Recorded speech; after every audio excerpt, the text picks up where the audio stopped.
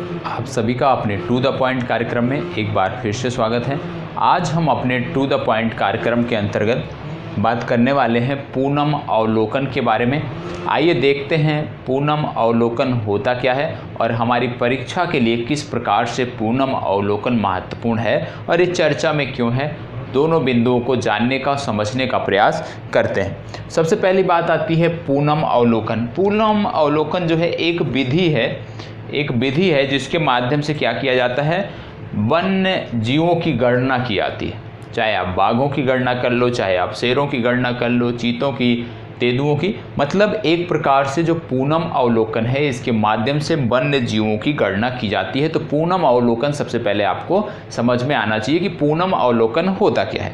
अब आपने समझ लिया कि पूनम अवलोकन होता क्या है। वर्तमान समय में क्यों इतनी चर्चा में है, क्योंकि अभी हाल ही में आपने देखा होगा तो भारतीय प्रधानमंत्री ने एक ट्वीट भी किया था, समाचार पत्रों में भी आपने देखा होगा कि जो गुजरात के गिर राष्ट्रीय उद्यान में, गिर वन राष्ट्रीय उद्यान में जो एशियाई शेरों की संख्या बढ़ रही है उसके संबंध में प्रधानमंत्री ने एक ट्वीट किया था और उसके लिए समन्वित प्रयास और स्थानीय लोगों के सहयोग को इसका श्रेय दिया था। वहीं से ये चर्चा में आ जाता है क्योंकि जो पारंपरिक जो गणना होती है बाघों की और शेरों की जो गणना होती है, विशेषकर हम शेर की बात कर रहे हैं, गिर शेर की बात कर रहे हैं, गिर लायन, तो जो ये गणना होती है प्रत्येक 5 वर्ष पर होती है। लेकिन मई में होना था, लेकिन लॉकडाउन के चलते यह गणना नहीं हो पाई है। और लॉकडाउन के चलते क्योंकि गणना नहीं हो पाई तो केंद्र सरकार ने, हमारे वन मंत्रालय ने भी, हमारे फॉरेस्ट डिपार्टमेंट ने सोचा कि क्यों ना हम ये पूनम अवलोकन जो विधि है इसके माध्यम से एक गणना कर लें, जिसके माध्यम से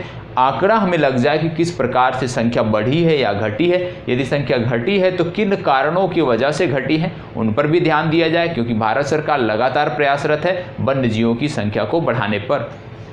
तो इसमें क्या था, चर्चा में इसलिए था क्योंकि गुजरात के गिर जंगल राष्ट्रीय उद्यान में एशियाई शेरों की गणना पूनम अवलोकन विधि से की गई।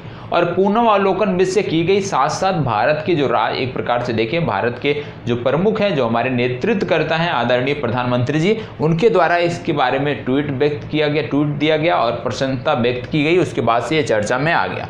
शेरों की जो गणना होती है वो प्रत्येक 5 वर्ष पर की जाती है और प्रत्येक 5 वर्ष पर शेरों की गणना कराने का जो संकल्प लिया गया था वो 1965 में लिया गया था। कि 1965 में यह डिसाइड किया गया था कि अब गिर राष्ट्रीय उद्यान के जो शेर हैं इनकी गणना प्रत्येक 5 वर्ष पर की जाएगी। आपको बता दें ये जो पूनम अवलोकन होता है इसको बोलते हैं मंथली अवलोकन, या इसमें क्या होता है कि जो हमारी पूर्णिमा की रात होती है, जो हमारी पूर्णिमा फुल मून की जो हमारी नाइट होती है, उसमें क्या होता है कि शेर जिन क्षेत्रों में रहते हैं, मान लीजिए कोई वन क्षेत्र है, मान लीजिए गिर का क्षेत्र है, तो जो वहाँ के फॉरेस्ट गार्ड हैं उनको पता होता है कि किन क्षेत्रों में शेर पाए जाते हैं, किन क्षेत्रों में देखे जाते हैं। तो इसके अंतर्गत जिन क्षेत्रों में शेर देखे जाते हैं, मतलब जो वाटर बॉडीज होती है जंगल में 24 घंटे उनकी निगरानी की जाती है। जो हंटिंग साइट होता है जहाँ पर शिकार उपलब्ध होते हैं, पर्याप्त उपलब्ध होते हैं और अक्सर शिकार किए जाते हैं शेरों द्वारा, उन साइट्स पर निगरानी की जाती है लोगों द्वारा, वन्य जीव कर्मियों द्वारा।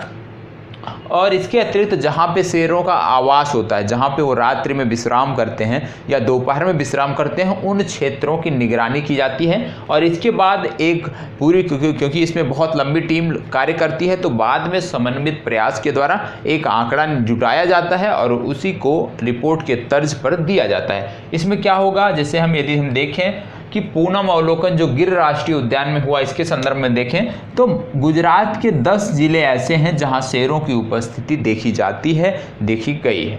और जो 10 जिले हैं इनको 13 फॉरेस्ट डिवीजन में बांटा गया है।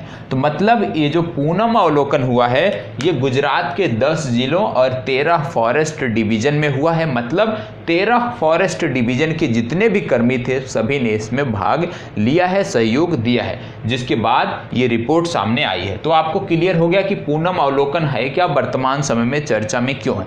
पूनम अवलोकन को जो विशेषज्ञ हैं वो ज़्यादा सटीक नहीं मानते हैं, क्योंकि इसमें एक चरण में ही गणना होती है, जबकि हमारी जो पारंपरिक गणना होती है प्रत्येक 5 वर्ष पर, वो गणना किसी भी क्षेत्र में 2 चरणों पर की जाती है, तो उसको ज़्यादा सटीक माना जाता है। हालांकि यह भी है कि जहाँ पूनम अवलोकन में ज़्यादा विशेषज्ञों की ज़रूरत नहीं होती, ज़्यादा लोगों की ज़रूरत नहीं होती, वहीं जो हमारी पारंपरिक गणना है उसमें विशेषज्ञों के साथ साथ भारी संख्या में लोगों की ज़रूरत भी होती है।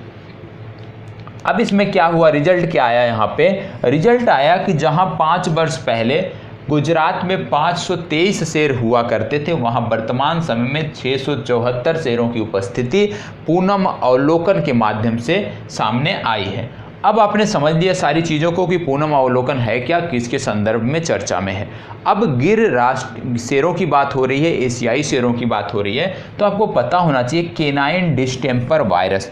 केनाइन डिस्टेंपर वायरस था, नवंबर 2018 में इससे एशियाई जो शेर हैं विशेषकर गिर राष्ट्रीय उद्यान के वो प्रभावित हुए थे और इनमें बहुत सारे शेरों की लगभग 28 शेरों की मृत्यु हुई थी। ये आंकड़ा आपको मिल जाएगा, लगभग 28 शेरों की मृत्यु 2018 में केनाइन डिस्टेंपर वायरस की वजह से हुई थी। और जब एशियाई शेरों की बात हो रही है तो एक चीज़ और आपको याद रखना है क्या, कि मध्य प्रदेश में एक है पालपुर कोनो राष्ट्रीय उद्यान, और पालपुर कोनो जो राष्ट्रीय उद्यान है यहाँ पे क्या हुआ है, यहाँ पे एशियाई शेरों को ला के बसाया जाएगा, इसके लिए प्रपोजल लाया गया है और इस पर कार्य भी चल रहा है। तो मतलब एशियाई शेर भारत में फिर कहाँ कहाँ मिलने लगेंगे, एक तो गिर में, दूसरा पालपुर कोनो में। और पालपुर कोनो को जब हम देख रहे हैं, मध्य प्रदेश को देख रहे हैं, तो यहीं पे है नौरादेही वन्य जीव अभ्यारण्य। तो नौरादेही में क्या किया जा रहा है, यहाँ पे चीते लाए जा रहे हैं, नामीबिया से बात हुई है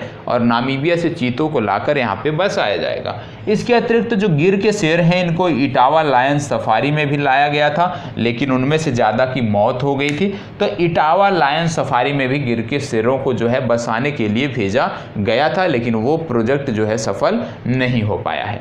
तो विशेष रूप से पूनम अवलोकन क्या होता है, किसके संदर्भ में होता है, अपनी तरफ से पूरा प्रयास किया है बताने का।